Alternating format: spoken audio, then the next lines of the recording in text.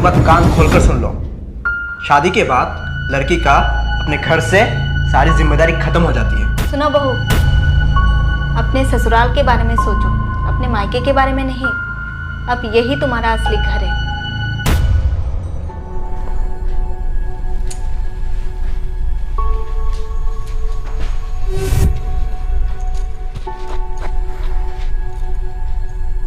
अच्छा, तुम्हें तो सैलरी मिले हुए 3 दिन हो गए ना?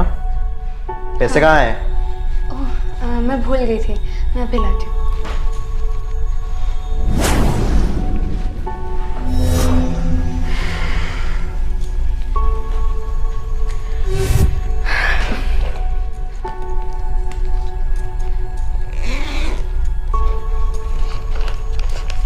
ये लीजिए।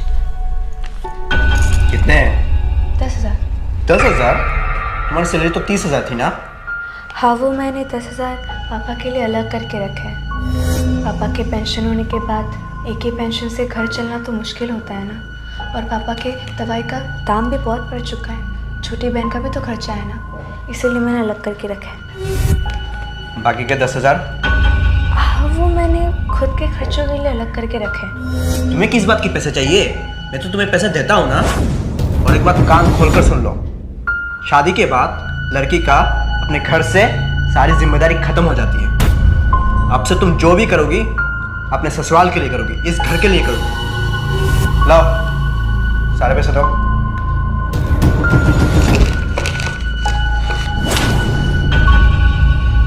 पूरे है ना? हाँ, मैं ऑफिस के लिए लेट हो रही हूँ। अच्छा सुनो, तुम ना बिल्कुल अपने माँ पर गए हो।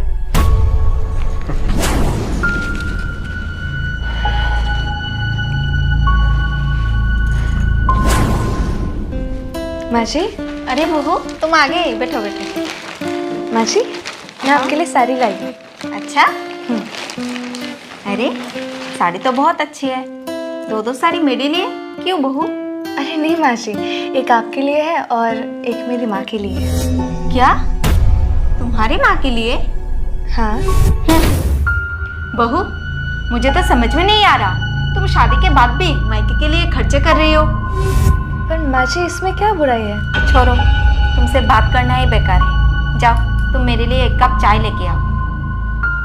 जी माँ जी।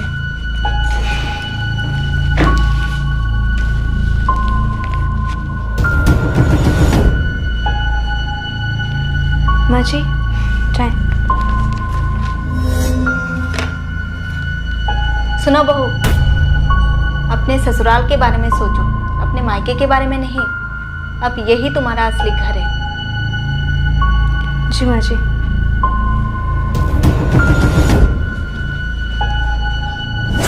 सुनो, तुम कहाँ जा रहे हो? बस थोड़ा बाहर जा रहा था। अच्छा सुनो, आते वक्त मेरे लिए फार्मेसी से पैड लेते आना। लाओगे ना? हाँ, ला दूंगा। अच्छा, और एक बात, वो मुझे इनर गारमेंट्स चाहिए थे, वो भी लेते आना, ठीक है? हाँ हाँ ठीक है।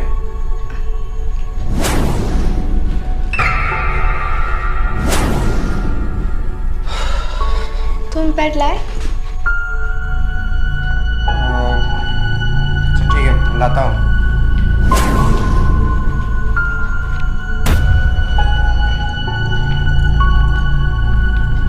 ये लो।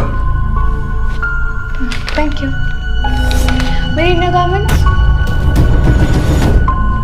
काम करो, ये पैसे रखो, तुम ही जाकर खरीद लेना। मुझे ये लड़कियों का सामान खरीदने में दिक्कत होती है।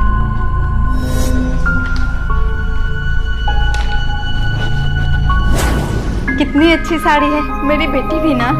अरे माँ जी, बहू देखो ना। वाह, साड़ी तो बहुत सुंदर है। अच्छा है ना? हाँ, किसने दी आपको? मेरी बेटी ने भेजा है। कितना अच्छा लगता है ना बहू, जब बेटी माँ के लिए कुछ भेजती है। क्या माँ जी, आपकी बेटी ने भेजा है? हाँ। वो क्यों भेजेगी? उसे तो अपने ससुराल पे ध्यान देना चाहिए था ना। वो क्यों अपने मायके के बारे में सोच रही है? ला, गलती से आ गया होगा, मैं भेज दूंगी। आप चिंता मत करो, मैं भेज दूंगी। सुनो। अच्छी खबर है ना माँ? हाँ हाँ बेटा, बहुत अच्छी खबर। अरे आप तो ना आज बहुत खुश लग रहे हो, क्या बात है? अरे बात ही कुछ ऐसी है, तुम बैठो तो सही। बहू, तुम्हारे पापा ने कॉल किया था। हाँ, पापा ने कॉल किया था, तुम्हें मायके जाना होगा। मायके? अचानक क्यों? हाँ, वो पापा कह रहे थे जायदाद का बंटवारा हो रहा है ना, तो तुम्हें भी तो अपना हिस्सा मिलना चाहिए। आखिर तुम भी तो उनकी बेटी हो ना। क्या? किस बात का हिस्सा? वो मेरे लगते ही क्या है? अरे तुम ऐसे क्यों बोल रही हो? क्यों ना बोलूं?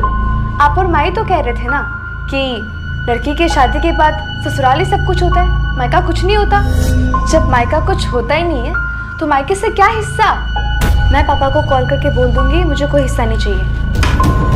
तुम गलत समझ रही हो। मैं बिल्कुल सही समझ रही हूँ। जिन माँ बाप ने मुझे जन्म दिया, मुझे पढ़ाया लिखाया, जब मैं उनके लिए कुछ नहीं कर सकती तो मैं उनसे कुछ क्यों लूँ?